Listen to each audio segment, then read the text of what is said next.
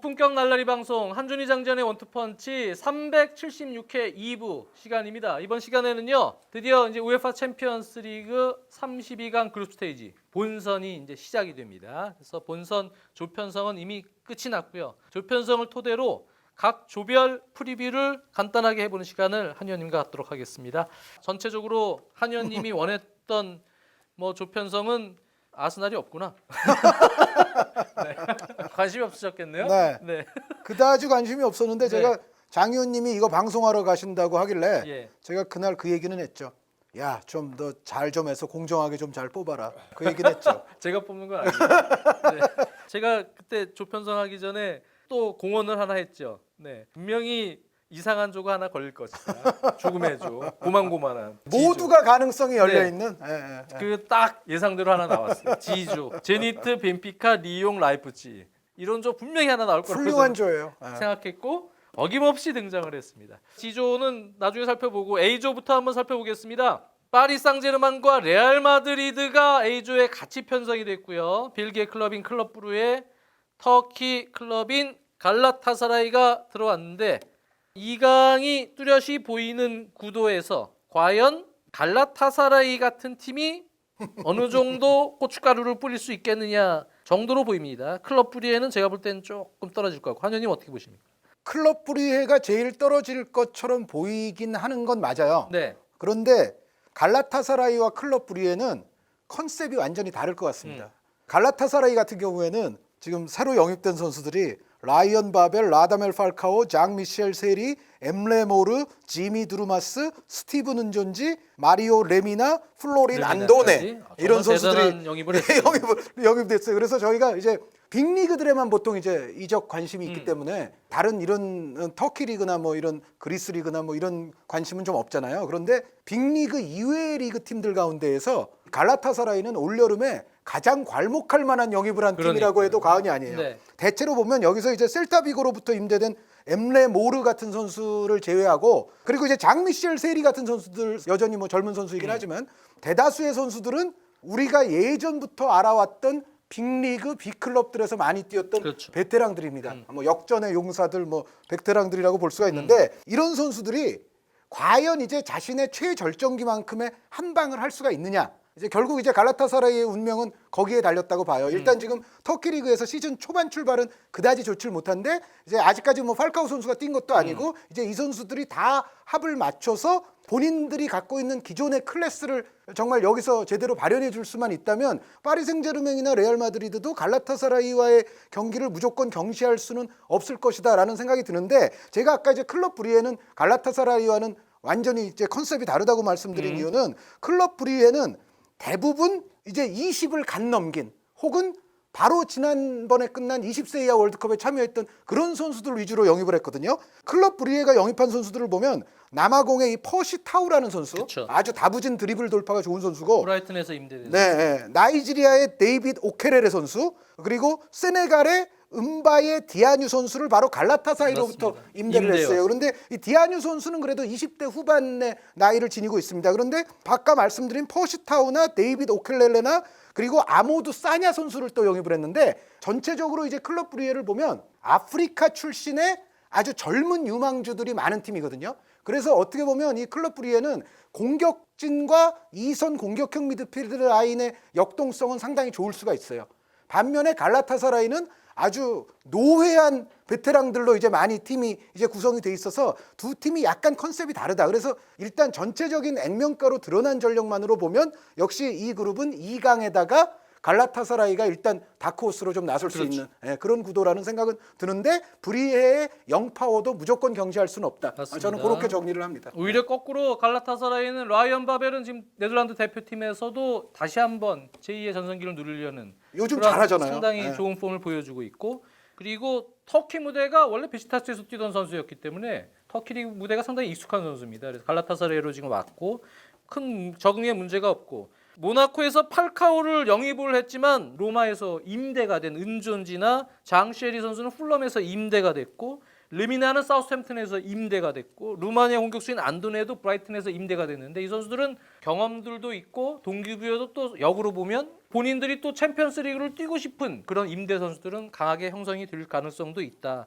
이런 생각이 들고요. 클럽 브루에는 아스톤빌라로 이적한 주포였던 웨슬리 선수의 공백을 과연 젊은 선수들이 메워줄 수 있겠느냐. 네네. 그런 부분에서 또 경험적인 부분도 약간 떨어지지 않나 이런 개인적인 생각이 있습니다. 그래서 갈라타사라이가 조금 낫지 않겠냐 보고 있고 파리와 레알 마드리드는 파리 같은 경우는 이제 네이마르가 이적이 불발이 됐습니다. 그래서 어느 정도의 팀의 충성도나 집중력을 보여줄지는 약간 걱정거리가 되긴 하고 또 음바페 선수가 지금 당장 1차전 레알 마드리드전에 햄스트링 부상 때문에 출장하기 지금 쉽지 않은 상황에서 카바니 선수까지 엉덩이 부상으로 1차전 출장 여부가 불투명합니다. 그래서 이카르디가 지금 막판에 합류를 하긴 했습니다만 첫 경기 레알 마드리드에게 질 경우에는 1위로 진출할 확률이 조금 떨어질 것이다.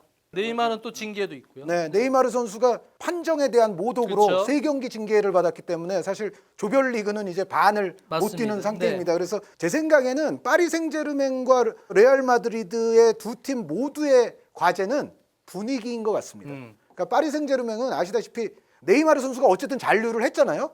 그런데 얼마나 이제 네이마르 선수가 기존에 남아 있었던 동료들과 이제 화학작용을 잘 일으키면서 없었던 일처럼 좋은 팀으로 이제 갈 수 있느냐.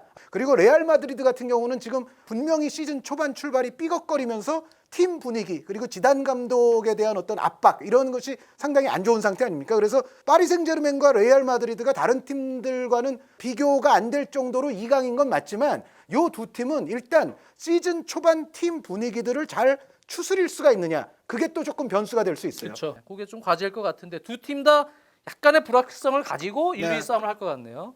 자, B조는 바이에른 뮌헨과 토트넘이 편성이 됐고 올림피아코스와 세르비아 명문 클럽 레드스타, 츠르베나 츠베즈다라고도 불리는데 바이에른 뮌헨은 근데 좀 우려했던 것보다는 기존의 뭐 4-2-3-1 전형이나 이런 부분들을 쿠티뉴 공격형 미드필더로 활용하면서 밸런스가 좀 안정적으로 운영이 될 가능성이 있다.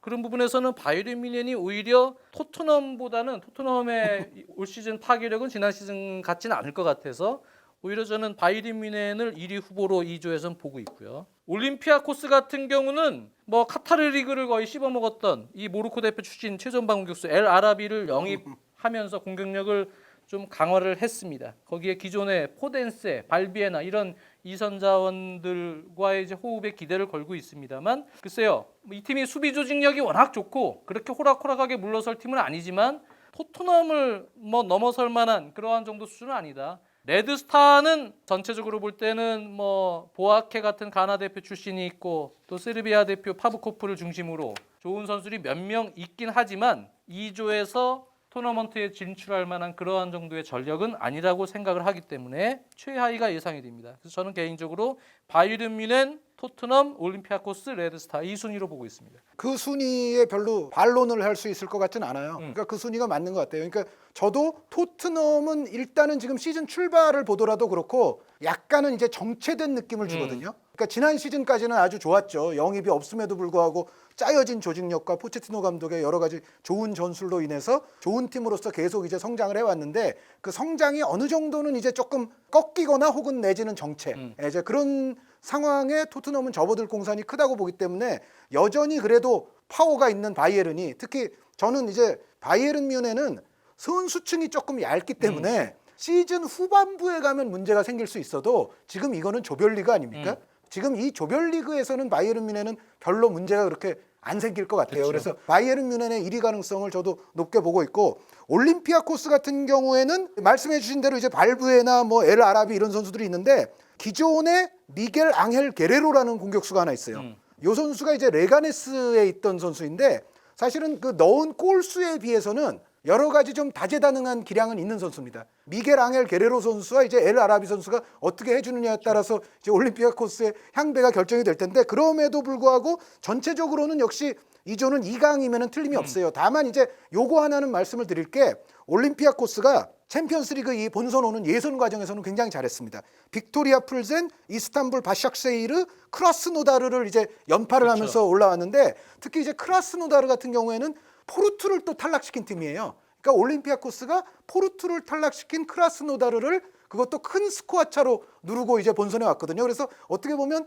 예선에서의 분위기와 지금 어떤 팀의 사기 자체는 올림피아코스도 상당히 좋다. 조직력이 예, 페드로 마르틴스 감독이 특히 수비 조직력만큼은 맞아요. 뭐 진짜 예. 남들 부럽지 않은 조직력을 지금 맞춰놓은 팀이죠. 그러니까 말씀드렸던 대로 미겔 앙헬 게레로와 엘 아라비만 조금 기대치만큼 그렇습니다. 해준다면 그래서? 고춧가루 부대 정도는 될 수 있는데 그럼에도 불구하고 바이에른과 토트넘을 넘기에는 좀 힘들어 보이고요. 그리고 레드스타는 여기도 사실은 유명한 선수가 없는 건 아닙니다. 마르코 마린 같은 플레이메이커를 마린. 갖고 있고요. 옛날 한 시절에 이제 맞습니다. 메넨글라트바흐나 이제 베르더 시절에 유망주 첼시에도 잠깐 있었죠. 네. 마린 선수가 있고 또 영입은 나름 뭐 못한 건 아닙니다. 마테오 가르시아라고 예전에 라스팔마스에 있던 선수인데 아르헨티나 선수. 이 선수가 상당히 다부진 드리블 돌파나 이런 거는 능력이 있는 선수고요. 호세 카냐스라고 뭐 스완지에도 있었습니다만 파옥에서도 예, 원래 이 선수가 제일 잘했는 데는 베티스였거든요. 네. 스완지 오기 전에. 근데 스페인 선수죠. 예, 카냐스 같은 선수나 이 마테오 가르시아 같은 선수가 정말 좋았을 때의 기량만큼 좀 도와준다면 레드스타도 올림피아코스에게 또 발목을 잡을 수 있는 A와 B 그룹은 제 생각에는 비슷한 구도인 것 같아요. 2강이 있고 갈라타사라이와 올림피아코스가 다코스 정도는 되는 가운데 클럽 브리헤와 레드스타는 갈라타사라이와 올림피아코스의 또 발목을 한번 잡고 이게 잘하면 또 유로파 리그는 갈 수 있지 않습니까? 그래서 3위 싸움은 어느 정도 또 걸어볼 수 있는 4위 팀들이 있긴 있다. 다만 여기는 2강과 3위, 4위의 간극은 일단 액면가로는 있어 보인다. 있어 보여요. 예, 그게 네. 그룹 A와 그룹 B의 공통점이라고 볼 수가 있습니다. 그만큼 올림피아코스가 다른 어떤 시즌보다 지금 팀이 좋습니다. 네. 그래서 여기선 레드스타랑은 조금 격차가 있지 않을까 그렇게 보고 있는 또 개인적인 생각이고 한의원님도 어느 정도는 그 부분에 대해서 공감하셨어요. C조를 가보겠습니다. 맨체스터 시티, 샤흐타르 도네츠크, 디나모 자그레브, 아탈란타. 여기는 2위 싸움이 상당히 치열할 것 같은데요. 일단 맨체스터 시티가 아무래도 토너먼트 진출의 첫 번째 1순위 후보임에는 틀림없을 것 같은데 과연 2위 싸움, 남은 티켓 한 장을 두고 누가 싸우겠느냐? 샤흐타르 도네츠크는 예전에 뭐 페르난지뉴, 아드리아누, 알렉스 테세이라 뭐 이렇게 브라질 출신의 아주 화려한 선수들이 있을 때 보다는 지금 브라질 라인들이 네임밸류가 좀 떨어지지 않았느냐라는 얘기들이 많지만 최근에는 다시 꿈틀대는 느낌입니다. 브라질 선수들 중에서 우크라이나로 귀화를 시킨 선수들. 네. 네. 모라에스 선수를 비롯해서 초반부터 아주 맹위를 떨치고 있는데요. 우크라이나 대표죠 지금. 그렇습니다. 네. 또 같은 우크라이나 대표인 브라질 출신의 마를로스 선수 역시 귀화한 선수입니다. 이 두 선수가 이제 귀화 라인인데요. 이 귀화 라인에 또 브라질의 기존 라인인 마르틴스 선수나 또 중앙 미드필더 알란 선수 이런 선수들처럼 지금 브라질 선수들 재능이 한창 좋았을 때 그 화려했던 멤버들 윌리안, 피르난지뉴 이렇게 있을 때보다는 아직은 떨어질지 모르지만 올라는 그래도 가고 있다. 올라는 가고 네, 있다. 네. 그래서 전체적으로 이 브라질 라인들이 샤흐타르의 행보를 조금 긍정적인 방향으로 끌어올 수 있지 않겠느냐 그렇게 좀 기대를 걸고 있고요. 크로아티아 클럽 디나모 자그레브는 한의원님이 좋아하시는 오르샤 선수가 이제 팬들에게는 관심거리일 텐데 기본적으로는 크로아티아 대표인 페트코비치부터 스위스 대표인 가브라노비치 이렇게 좀 우리 팬들에게 낯익은 인물들이 많고 프랑스 21세 이하 대표 출신인 수비라인의 테오필 캐서린 또 이 스페인 21세 이하 대표 출신인 윙어 다니 올모 이렇게 재능이 넘치는 선수들도 있습니다만 현재 샤흐타르랑 비교했을 때는 샤흐타르가 조금 위가 아니냐. 네. 저는 그렇게 보고 있고 여기에 이제 끼어든 것이 지난 시즌 세리아 3위 팀인 아탈란타입니다.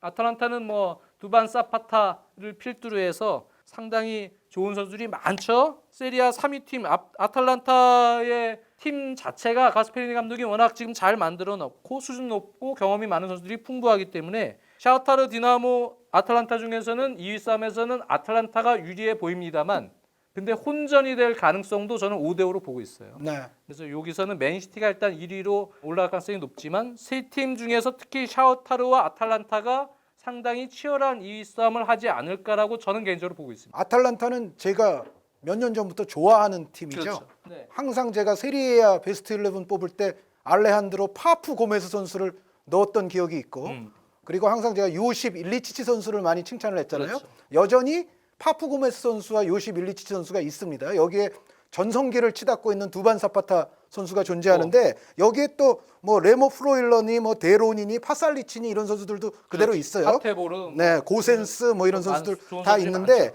여기에 이제 영입도 괜찮아요. 영입도 다 세비야 출신들을 영입을 했는데 루이스 무리엘 무리엘 선수를 선수도 데려왔어요. 데려왔고 길레르미 아라나 선수 세비야에서 많이 출장은 못했지만 브라질에 있을 때는 능력 있는 측면 윙백이었거든요. 공격력이 아주 좋은 윙백이고 시몬 키에르 선수도 또 세비야로부터 임대를 해왔어요. 여기에 벨기에 챔피언인 행크로부터 루슬란 말리노프스키 선수를 아주 좋은 중앙 미드필더를 또 데려왔습니다. 그래서 전체적인 전력을 보면 아탈란타가 사실은 샤흐타르보다 위에요. 액면가로는. 그렇죠. 액면가로는 위가 맞아요. 그런데 이 조편성이 나오면 항상 전 세계 유명한 평론가들이 어떻게 생각하나 저는 그런 거 찾아보는 게 취미거든요. 장 의원님 말씀대로 한 10명의 전문가가 있다 그러면 여기서 맨시티 1위는 당연한데 아탈란타를 2위로 보는 사람이 한 4명 정도 있고 샥타르를 2위로 보는 사람이 한 4명 정도 있고 그렇죠. 디나모 자그레브를 2위로 보는 사람도 한두 두 명이 명 있어요. 그게 또 중요한 거예요. 디나모 자그레브도 완전히 사람들이 배제하고 있지는 않다. 왜냐하면 여기는 나름대로 크로아티아의 유망한 젊은 선수들이 많아요. 이 조는 전력상으로는 아탈란타의 손을 들고 싶고 아탈란타가 사실 좋은 날에는 맨시티의 수비진도 아마 위협할 수 있을 것이다. 지난 시즌에 세리에아 전체에서 득점 총합 1위를 차지한 팀이 아탈란타입니다. 그렇죠. 그런데 왜 그럼 우승을 못했느냐? 실점, 그 수비면에서 따지면 7번째밖에 안 돼요. 그러니까 실점은 상위권 팀들 가운데서는 좀 많은 편입니다. 그래서 아탈란타가 이제 순위가 이제 3위밖에 안 되는 건데 그 대신 이제 아탈란타는 정말 화끈하고 어떻게 보면 이런 별명도 있어요. 이탈리아의 아약스다. 그런 별명이 말해주는 것처럼 좋은 공격력과 아주 다이나믹하고 세밀한 플레이들을 갖고 있는데 문제는 이제 수비가 좀 문제거든요. 이 수비 약점을 샥타르가 잘 파고들 경우에는 충분히 샥타르도 2위를 할 수 있는 게다가 디나모 자그레브가 한두 번은 뭔가를 또 할 수도 있다. 그런 조라는 생각입니다. 네. 네. 저랑 같은 얘기예요. 네, 네, 결과적으로는요. 자, 다음은 D조입니다.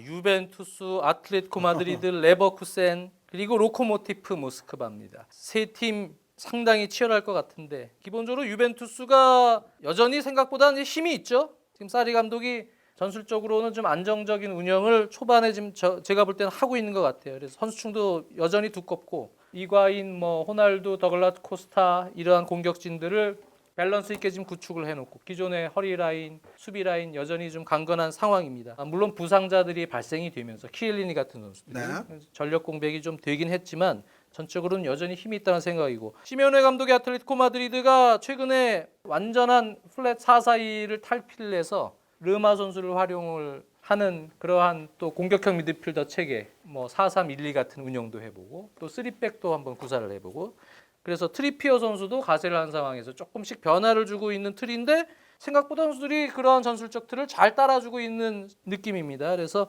아틀레티코 마드리드도 기존의 어떤 강한 전력은 그대로 유지가 될 가능성이 높고 역시 주앙 펠릭스 같이 엄청나게 떠오르고 있는 이러한 젊은 공격진들이 또 힘을 불어넣을 가능성이 높기 때문에 유벤투스와 치열한 경합이 예상이 되고요. 문제는 이제 유베와 아틀레티코 마드리드에게 레버쿠센이 어느 정도의 싸움을 해줄 수 있느냐의 문제죠.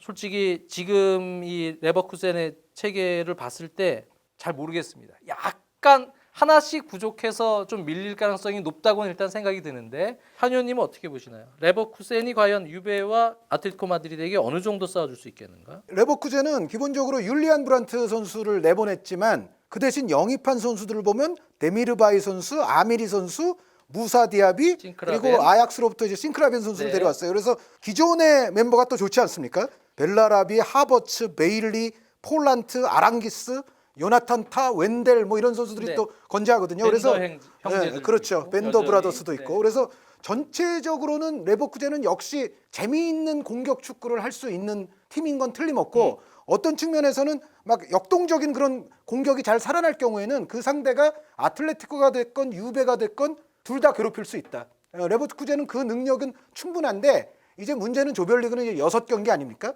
6경기에서 레버쿠젠은 아탈란타와 조금 유사한 성향이 있어요. 그러니까 수비 같은 데서 문제가 발생하면서 실족할 가능성이 레버쿠젠은 좀 있어 보여요. 반면에 유벤투스와 아틀레티코는 조금 경기력이 안 좋아도 뭔가 좀 꾸역꾸역 할 수 있는 느낌을 주고 있습니다. 여기에 뭐 확실한 공격수들도 다 두 팀 모두가 보유하고 있죠. 또 아틀레티코 같은 경우에 조앙 펠릭스 선수를 또 모두가 주목합니다만 저는 디에고 코스타 선수가 어떻게 해주느냐가 올 시즌 또 아틀레티코에게는 굉장히 중요할 것 같아요. 그러니까 디에고 코스타가 부상만 아니고 멘탈 관리만 잘 된 상황이라면 여전히 디에고 코스타 선수는 저는 세계적인 탑 클래스 공격수라고 생각을 하거든요. 그래서 아틀레티코가 이제 코스타 선수가 예를 들어 뭐 잘해준다. 그리고 역시 유벤투스도 호날두 선수가 또 기대만큼 또 해준다. 이런 상황이면 제가 봤을 때는 전체적인 팀 밸런스와 실족 가능성의 측면에서는 레버쿠젠이 살짝 이 두 팀에 못 미칠 가능성이 있다. 그런 생각이에요. 그런데 어찌됐건 아까 제가 단판 승부에서는 레알이나 파리도 갈라타사라이를 조심해야 될 필요가 있다라는 말씀을 드린 것처럼 한 판 한 판 경기라면 레버쿠젠이 충분히 유벤투스나 아틀레티코를 아주 크게 괴롭힐 가능성은 충분히 있습니다. 다만 6경기를 다 했을 때 승점을 모으면 어떻게 될 거냐. 여기서는 레버쿠젠이 조금 불리하지 않겠나. 그런 생각을 하고 로코모티프의 경우에도 네. 이 멤버가 나쁜 팀은 아니에요. 기존에 알렉세이 미란츠쿠, 피오도르 스몰로프 선수 그대로 미란츠쿠 있고요. 형제가 다 있고 스몰로프가 있어요. 크리코비악 선수, 뭐 촐루카 선수, 리부스 선수 이런 선수들 있고 여기 이제 인터밀란으로부터 조앙 마리우 선수를 이제 임대를 해왔어요. 그거 눈에 하나 띄는 정도예요. 네, 그렇죠. 그래서 러시아에서는 로코모티브가 당연히 약한 전력이 절대 아니지만 여기 위의 세 팀과 할 때는 좀 약해 보인다. 다만 이제 로코모티브는 역시 상대 팀들이 러시아 원정이 좀 어렵다는 거 이제 그렇죠. 거기에 이제 믿을 부분이 하나 있긴 한데 그럼에도 불구하고 이 조는 로코모티브의 4위 가능성이 아무래도 좀 높지 않을까 싶어요. 어쨌든 한번 지켜보겠습니다. 2조를 보죠. 리버풀, 나폴리, 짤츠부르크, 행크. 황희찬 선수의 이제 짤츠부르크 팬들이 좀 기대를 걸고 있는데 리버풀, 나폴리와 지금 한 조가 됐어요. 리버풀은 전력이 뭐 그대로 디펜딩 챔피언 전력을 유지를 하고 있고요. 안첼로티 감독의 나폴리가 막판에 요렌테까지 영입을 하면서 로사노도 지금 데려왔고 그래서 지금 기존의 메르텐스, 뭐 인시네 그 라인에 약간의 다양한 옵션을 넣어줄 수 있는 공격 색깔에 있어서 옵션이 추가가 되긴 했습니다. 리버풀과 1위 경쟁을 이제 해야 되겠지만 아직은 조금 리버풀보다는 떨어지지 않나라는 것이 제 생각입니다. 그래서 1, 2위 경쟁에 있어서 리버풀이 이번 시즌은 조금 지난 시즌 조별리그 좀 힘들었었는데요. 지난 시즌보다는 조금 안정적으로 운영이 되지 않을까 보고 있고요. 짤츠부르크는 아마 이름 들으시면 아는 홀란 선수, 노르웨이 청소년 대표로 지난 20세 월드컵 한 경기 9골. 한 경기 9골 넣었던 홀란 선수랑 황희찬 선수가 투톱입니다. 그래서 이 공격 진영에 이제 일본 선수이지만 미나미누 선수가 이 두 선수랑 좋은 호흡을 맞춰주고 있고 이번에 또 수비에 진에 세비야에서 막시 베버거를 오스트리아 대표 수비수입니다. 영입하면서 조금 보강을 하긴 했지만 전체적으로 여기서 뭐 이 리버풀 나폴리를 뛰어넘기에는 상당히 이제 힘든 전력이다. 하지만 홈에서는 잘하면 한 팀 정도는 발목을 잡을 수 있는 정도의 화력을 지금 지니고는 있어요. 막 터질 경우에 그럴 경우에 이제 이 팀에게 발목을 잡히면 그 팀은 좀 힘들어지겠죠. 그것 때문에 겐크 같은 경우는 글쎄요 짤츠부르크와 3위 경쟁을 할 것 같지만 일본 대표인 이토 주냐가 지금 가세가 됐고요. 또 탄자니아 대표인 주포 사마타가 있는데 상당히 오랜만에 지금 챔피언스리그 무대에 복귀를 했습니다. 2011-2012 시즌 이후에 벨기에 챔피언이잖아요. 그렇습니다. 챔피언으로 복귀를 했는데 오랜만에 복귀해서 바로 토너먼트까지 갈 정도의 지금 전력은 아닙니다. 그래서 이 조는 뭐 팬들이 그냥 봐도 느끼듯이 그대로 2강이 토너먼트로 진출하지 않겠느냐 그렇게 보고 있습니다. 황희찬 선수에겐 조금 아쉽지만 당연히 이 조는 2강이죠. 이제 나폴리와 리버풀의 승부가 어떻게 되느냐 굉장히 재밌는 경기가 되지 네. 않겠어요. 근데 다만 이제 이 두 팀을 비교했을 때는 공격력은 뭐 나폴리도 뭐 리버풀에 비해서 지금 페르난도 요렌테와 이르빙 로사노까지 추가가 돼 있기 때문에 그러니까. 나폴리도 우리도 할만해라고 할 수는 있겠는데 문제는 지금 시즌 시작하자마자 나오는 거지만 나폴리는 역시 수비가 문제입니다. 예전에는 우리가 이탈리아 팀들 하면은 왠지 저 카테나치오 수비가 강할 것 같고 그런데 특히 이번에 챔피언스리그에 나온 아탈란타나 나폴리의 경우에는 제가 봤을 때는 문제는 공격에 있는 게 아니라 수비 쪽에 있거든요. 그러니까 그만큼 경기는 재밌을 거예요. 상당히 화끈하게 하면서 리버풀을 또 괴롭히는 그런 맞대결이 성사가 될 수가 있는데 이제 문제는 공격, 미드필드, 수비의 밸런스가 모두 좋은 리버풀이 나폴리에게 승점에서 밀릴 것 같지는 않아요. 그리고 이제 짤츠부르크와 행크인데 짤츠부르크가 약간 유리할 것 같아요. 요 싸움에서는. 근데 왜 그렇게 생각하냐면 행크가 중요한 선수 3명이 나갔어요. 아까 제가 아탈란타 얘기할 때 루슬란 말리노프스키라는 미드필더를 얘기했는데 이 선수가 아탈란타로 갔고 레안드로 트로사르 선수가 브라이턴 프리미어리그로 갔습니다. 브라이턴에서 골도 넣었죠 벌써. 셀타비고로 간 조셉 아이두라는 선수가 있는데 이 선수가 가나 대표 유망주 수비수예요. 그러니까 이 행크에서는 중요한 선수였습니다. 공격, 중원, 수비에 한 명씩의 중요한 선수가 어떻게 보면 빅3 선수가 나갔다고도 볼 수가 있어요. 그러면서 이제 들어온 선수들이 이아니스 하지, 테오 봉곤다, 카를로스 쿠에스타 이런 선수들이 이제 포지션별로 이제 보강이 되긴 했는데 제가 봤을 때는 지난 시즌에 챔피언 할 때의 그 주역이었던 세 선수가 지금 나갔거든요. 그다지 좋아 보이지 않아요. 행크 입장에서는. 그래서 짤츠부르크가 저는 행크보다는 조금 더 안정적이고 활용 면에서 장 의원님 말씀대로 약간 더 낫지 않을까. 그런데 그 차이가 그렇게 큰 건 아닌데 이제 유로파리그 진출 경쟁도 있지 네. 않습니까? 거기서는 아마 짤츠부르크가 조금 유리하지 않을까라는 생각이 있습니다. 우리 황희찬 네. 유로파리그 아니 말고 챔피언스리그 하자. 일단은 챔피언스리그에서 네. 잘해야죠. 챔피언스리그 토너먼트로 윙백으로 나오면 안 돼요. 네. 공격수로. 네, 투톱으로 나와서 골 넣었으면 좋겠습니다. 윙백 실차 본인도. 네, 알겠습니다. F조 바르셀로나, 도르트문트, 인터밀란, 슬라비아 프라. 슬라비아 프라 어떡해요? 구단 네. 관계자들이 막 웃었죠. 네, 저 이거 이거 보면서. 추천 방송하는데 어이가 없어서 웃더군요. 조 꼴찌 예상합니다. 네, 선전하시길 바라고. 네. 유로파리그 지난 시즌에 이 슬라비아 프라가 홈에서 유로파리그 세비야에게 4대3으로 이기면서 네. 세비야를 떨군 적이 있어요. 그래서 슬라비아 프라 얕잡아 보면 안 됩니다만 제가 보면 이 나머지 위에 있는 세 팀이 너무 세네요. 그런 이변이 나오긴 힘든 상황 같다. 바르셀로나는 이제 메시 수아레즈가 복귀해서 어느 정도 몸 상태로 나오느냐가 중요할 텐데요. 저는 조별리그 통과는 문제가 없다 보여집니다. 도르트문트가 근데 초반의 경기들을 제가 어떻게 하다가 계속 보게 됐어요. 도르트문트 경기. 근데 생각만큼 그렇게 공격이 지금 뚫리질 않고 있어요. 뭔가 답답합니다. 계속 답답한 운영이 지금 되고 있기 때문에 도르트문트가 파코 알카세르의 최전방 원톱 체제를 계속 유지할 경우에 이런 흐름이 지속이 되면 그럼 바르셀로나랑 인터밀란하고 경기 쉽지 않다.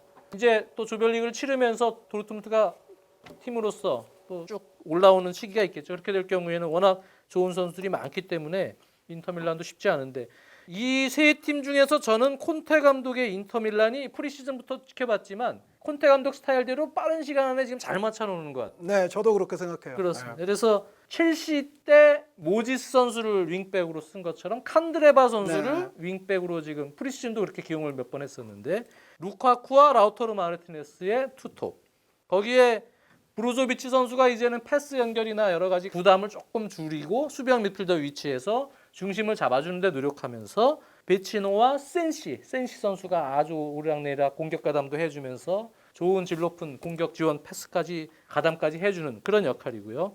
담브로시오가 첼시에서 아스플리쿠에타가 한 것처럼 측면 풀백이 아닌 3백의 스토퍼 역할을 맡으면서 이 팀이 단단한 콘테식 352 축구로 빠르게 지금 정비가 되고 있습니다. 그래서 제가 볼 땐 웬만해서는 강팀과 연계에서도 잘 지지 않는 운영을 할 가능성이 높다. 인터밀란. 화끈하게 이기기도 힘들지만 끈질기게 이러고 버티는 힘이 강팀하고 경기에서 상당히 강할 것으로 보이기 때문에 저는 바르셀로나, 도르트문트, 인터밀란에서 도르트문트만 조금 잘해준다면 이 조는 의외로 세 팀이 물고 물릴 수 있다. 바르셀로나도 결코 안심할 수 없다.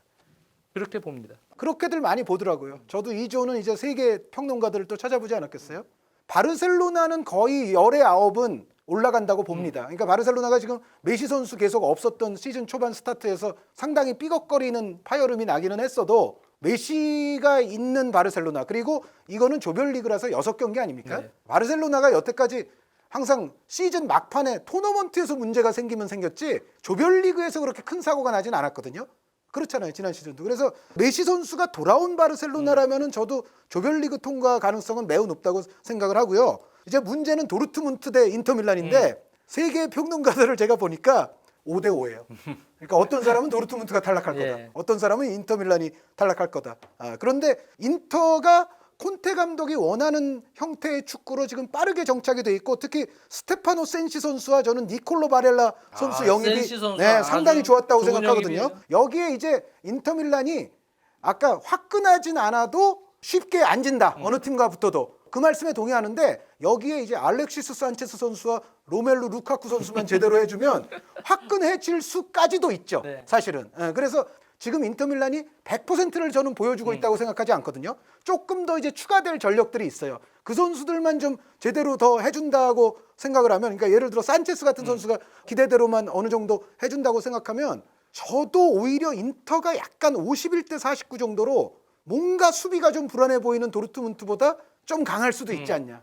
그런 생각이 좀 들어요. 그런데 바르셀로나도 아까 장 의원님 말씀에 제가 동감하는 게 셋이 같이 얽혀 들어가면서 바르셀로나도 혼전으로 같이 갈 수 있는데 그럼에도 바르셀로나는 그래도 진출 가능성이 세 팀 중에서는 조금이라도 더 높은 게 사실이고 나머지 대결에서 지금 봐서는 저는 인터밀란 쪽이 51대 49 정도로 약간 우세해 보인다. 다만 그런데 이 도르트문트와 인터밀란의 경쟁은 전 세계 평론가들도 아직 답을 못 내리고 있을 정도로 여기는 사실 그렇습니다. 알 수는 없다. 네. 예. 하지만 바르셀로나, 도르트문트, 인터밀란의 향배보다 더 알 수 없는 진짜 죽음의 조, 바로 G조입니다. 제니트, 벤피카, 올림피크 리옹, 라이프치히 누가 올라갈지 섣불리 장담할 수 없는. 혹자들은 그래도 나겔스만 감독의 라이프치히가 여기서는 전적인 공수 안정성 면이나 또 전력에서 조금 위가 아니냐라고 보고는 있지만 붙어봐야 한다. 이거는 진짜 해봐야 할 것 네. 같아요. 예. 다들 지금 강점들이 있거든요, 팀들이요. 제니트 같은 경우도 지금 바르셀로나에서 말콤 선수를 영입을 했는데 기존의 러시아 대표인 주바 선수와 이란 대표의 아즈문 선수가 여전히 건재라고 공격 진영에. 드리우시 선수도 있고요. 드리우시도 있고요. 베테랑 지르코프 같은 경험 많은 선수들도 있고 허리에 콜롬비아 대표인 바리오스, 또 수비 라인에 백전노장 이바노비치. 네. 네, 경험이 많은 선수들이 있기 때문에 챔피언스 리그에 집중하는 이 로테이션으로 들어갈 경우에는 힘이 있습니다. 제니트도 아직은요. 그래서 이 팀도 무시 못할 수밖에 없는 팀이고 리옹 역시 페키르 선수가 팀을 떠났습니다만 그래도 여전히 무사 덴벨레와 데파이가 지금 건재한 데다가 버틀란 트라우레 이러한 재능 넘치는 선수들이 여전히 건재합니다. 또 허리 라인에 아우아르 같이 투사르, 아루아르 다 투사, 있고요. 네. 예. 또 이번에 릴에서 수비형 미드필더 브라질 출신의 이 티아고 멘데스 상당히 네, 좋은 네. 선수를 영입을 했기 때문에 허리 라인도 지금 상당히 강해졌어요. 그래서 페키리가 있을 때보다는 제가 볼 때는 오히려 수비로 전환될 때의 안정성이나 밸런스는 힘이 조금 더 생긴 느낌입니다. 뭔가 번뜩이는 창의성은 약간 그렇죠. 약해지겠지만 공격의 네. 파괴력이 약간 떨어질 수 있지만 그래서 이 팀은 예전의 어떤 공격 파괴력보다는 약간 버티는 힘이 더 생길 수 있는 그러한 승부를 펼칠 수 있다. 벤피카도 마찬가지로 기존의 세페로비치에 바이카노에서 지난 시즌 14골 넣은 라울 데 토마스를 영입을 했어요. 그리고 기존에 피치가 있고 하파가 있습니다. 지난 시즌부터 아주 급성장하고 있는 플로렌티노 루이스 선수. 네. 아주 벤피카에서 기대하고 있는 수비형 미드필더도 지금 무럭무럭 성장하고 있기 때문에 이 벤피카 같은 팀 또 어떤 위치에서 이 유망주들이 퍽퍽 나올지 모릅니다. 그렇죠. 예. 그래서 여긴 진짜 모르겠습니다. 일단 라이프치히가 조금 낫다라는 의견에 저도 공감을 하는데요. 라이프치히가 그렇다고 16강은 올라갈 수 있다라고는 장담을 못하겠습니다. 그럴 만큼 저는 이 조는 진짜 엄청난 경쟁이 이루어질 가능성이 있다. 이렇게 생각이 듭니다. 그러니까 정말 아무도 모르는 조가 맞아요. 저도 동감하고요. 그래서 또 제가 찾아보지 않았습니까? 세계 평론가들은 어떻게 생각하나? 한 70% 정도가요. 두 팀을 꼽을 때 라이프치히와 리옹을 많이 꼽아요. 그래도 두 팀이 조금 낫지 않느냐. 네. 그 사람들이 왜 그렇게 생각하는지는 대충 짐작은 가요. 왜 그러냐면 벤피카가 정말 중요한 선수들이 사라졌어요. 나간 선수들이 네, 있죠. 조앙 펠릭스 선수가 있죠. 조앙 펠릭스가 일단 빠지고. 조나스 선수. 예전에 그 라리가 많이 보신 분들은 그렇죠. 발렌시아 네. 또 먹여 살렸던 적이 있는 조나스 선수인데 조나스 선수가 은퇴를 했어요. 벤피카가 뭔가 라울 데 토마스 선수가 오기는 했으나 살비오 선수가 보카 주니어스 이적을 해서 아르헨티나 고국으로 돌아갔습니다. 그래서 나간 선수들로 봐서는 화력이 약해질 공산이 크다. 조나스, 조앙 펠릭스, 에두아르도 살비오 나갔으면 벤피카는 약간 이제 화력은 떨어진다. 그렇게 본 것 같고요. 그리고 제니트는 전체적인 밸런스에서는 다른 조금 팀들보다 조금 떨어진다. 떨어지지 않느냐. 그러니까 네. 수비와 미드필드 모든 걸 다 고려했을 때는 그런 차원에서는 제니트도 액면가에서 약간 떨어진다. 아마 벤피카와 제니트가 조금 상대적으로 약해 보인다는 거죠. 약해 보이는 네. 거겠죠. 그렇죠. 그런데 직접 이렇게 막상 다 붙으면 모르죠. 보진 못했을 거예요. 이 팀의 실제 전력에 대해서. 그러니까 벤피카도 항상 나간 선수가 주축 선수들이 나가요. 그럼 거기서 또 다른 선수들이 또 메꿔져요. 메꿔지는데 네. 항상 비슷한 전력은 유지를 하더군요. 네, 네. 이 선수가 나가서 이제 힘들 거다라고 예상을 했을 때도 막상 뚜껑을 열면 조별리그에서 그래도 항상 비슷한 정도의 전력은 유지를 또 하면서 홈 경기 결과를 내고 거기에 하기 제니트는 또 때문에 러시아 홈이라는 또 그렇습니다. 기본적인 무기를 네. 또 갖고 있잖아요. 그래서 제가 아까 이제 말씀드릴 때 부담을 리옹과 라이프치히가 같이 올라갈 거라고 생각하는 사람이 70% 정도 된다고 그랬잖아요. 그런데 70%면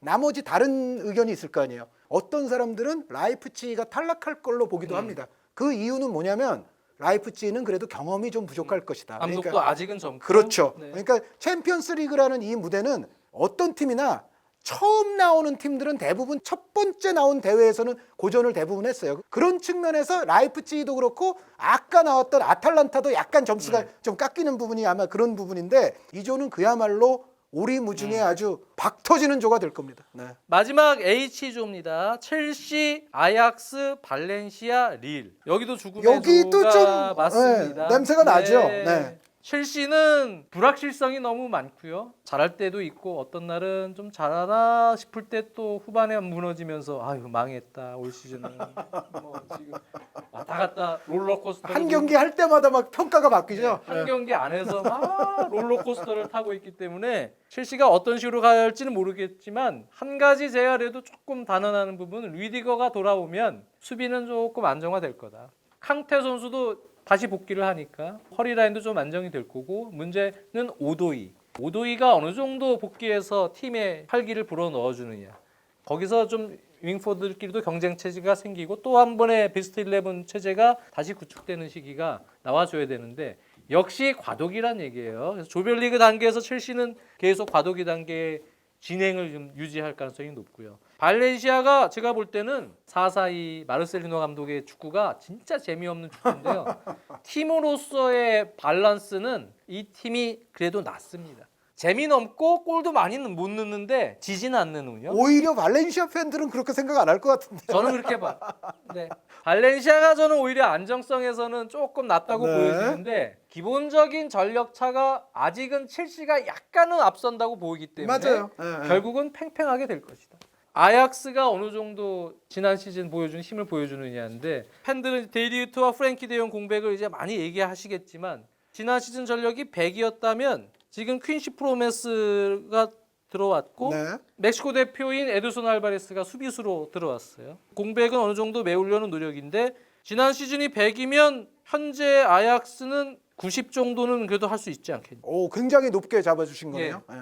물론 핵심 선수였지만 확 바뀌고 그러진 않을 겁니다. 네, 기존에 하던 패턴들이 있기 때문에 90 정도는 유지가 되지 않겠냐 저는 보고 있기 때문에 첼시, 발렌시아, 아약스가 여기서는 3파전이 될 가능성이 있다고 저는 개인적으로 봐요. 근데요, 오히려 저 질문 있어요. 네, 아약스가 지난 시즌에 최고의 돌풍 4강까지 갔던 팀 아니에요? 네, 사실 결승도 갈 뻔했잖아요. 그렇죠. 그런데 그 팀이 90이면 아약스가 1등 아니에요? 지난 시즌 팀의 90이라면서요. 아, 그러니까 비슷해지는 거죠. 그러면은 첼시나 발렌시아도 지난 시즌 8강까지는 갈 수도 있었던 팀인 거예요? 알았어요. 100에서 80 할게요. 80 그럼. 제가 원한 게 그거였어요. 네. 저는 80. 90은 좀 높게 잡은 네, 거다. 90은 아. 높게 잡았다고 네, 생각이 네. 들고 제가 아약스 90 좀 높게 잡았나? 제가 숫자에 좀 약하기 때문에 80 정도 잡고 네. 지난 시즌에 한 80 정도는 해주겠다.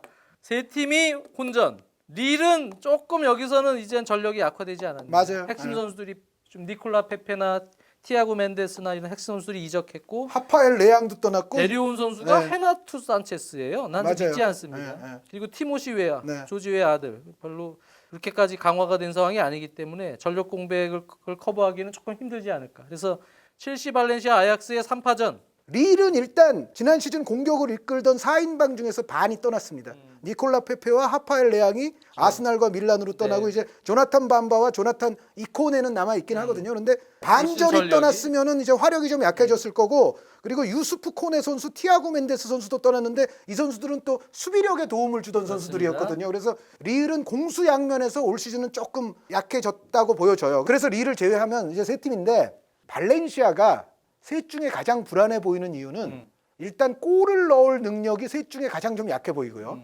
지키는 축구가 그래도 잘 되면은 올라갈 수 있는데 발렌시아 경기를 좀 자주 봐서 그런지 발렌시아의 지키는 능력도 저는 100% 신뢰를 못 하겠어요. 첼시나 아약스보다 오히려 발렌시아가 약점이 백지 한 장이라도 더 많다라고 저는 느껴요. 미세하긴 하지만. 그래서 세 팀이 정말 아주 힘든 싸움이 여기도 전개가 될 공산이 큰데 저는 살짝쿵 발렌시아가 유로파 리그로 가지 않을까. 예, 저는 그렇게 생각합니다. 네. 예, 예. 어쨌든 우리 팬들에게는 이제 이강인 선수가 과연 출장할 수 있을까? 첼시나 아약스 같은 강팀을 상대로 또 나와서 좋은 모습 보여주길 기대할 텐데. 아, 이강인 선수 중용해서 네. 이강인 선수 능력치만 제대로 나오면 네. 그럼 발렌시아가 갑니다. 네. 16강. 이강인 제대로 안 쓰면 네. 못 가는 거예요.